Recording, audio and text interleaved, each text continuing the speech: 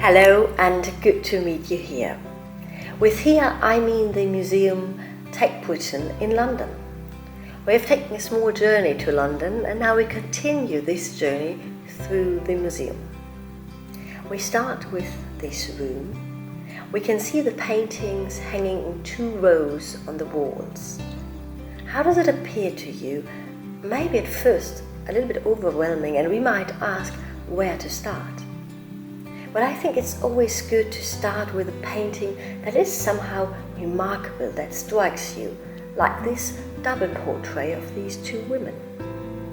2 apparently similar looking women, maybe siblings.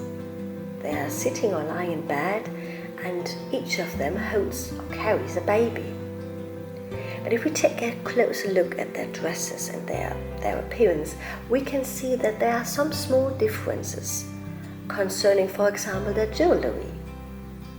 So we have here a double portrait. It shows these 2 women belong to each other, but they differ slightly. A portrait where the people depicted are lying in bed is rather uncommon at this time, but we find it when we look at tombs. So the question is if there's a connection between these women, tomb art, and also even death. It is assumed that these 2 women are the sisters of the man who owned this painting in his collection, and he's called Thomas Chumley. We have a family portrait of 2 women, and it's very different than the family portraits we know from our days.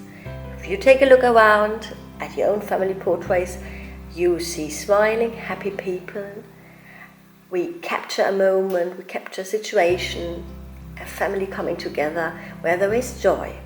But here we can see no emotions in this painting, no individuality. But this was also not intended.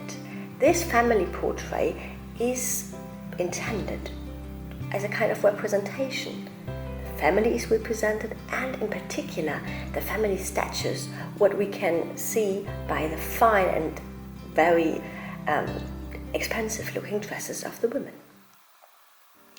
But we can also find some emotions in this room of the Tate Britain if we go to a further part of the room.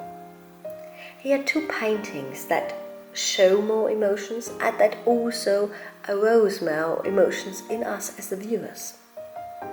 Let us start with the upper painting, which is called The Lady of Charlotte by John William Waterhouse.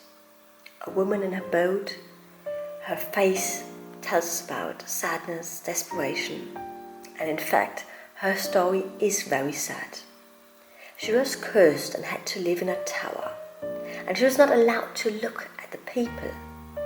One day she falls in love with Lancelot, that's the man, he's called like Lancelot, and she looks at him indirectly through the mirror. And this is her end. She goes into a boat and arrives in the next town dead. With her open arms, it seems, she embraces her fate. And her fate embraces also the next woman who's depicted underneath. And it's Ophelia. It's a painting from John Millais. It's Ophelia. She's one of the female characters in the play Hamlet by William Shakespeare. Hamlet, the prince who tries to find out who has killed his father, who apparently gets mad and who pushes his love, Ophelia, away, and this drives her into suicide. And here's quite the same, like in the painting of Lady Charlotte. We don't see already the dead woman, it is the moment before, it's just on the edge between life and death, and this is even more tragical, even more sad, so it's a peak of the tragedy. We have here a room filled with different paintings, different moments and emotions. There we have the portrait of the sisters, apparently timeless, 2 women without an individual personality and emotions. The intention of this painting is to represent. And then we have these 2 women, the Lady of Charlotte and Ophelia, 2 women from tragic stories, just close before their death, deep sadness that also infects us. And I think we can see here why it is so fascinating to walk through a museum's room, because we encounter various paintings, various stories, and we can see how differently we react towards these paintings and stories. And this is just beautiful. I hope you liked our little tour through this room, and I'm looking forward to seeing more paintings, witnessing more emotions and feeling what we feel when we look at this art together with you.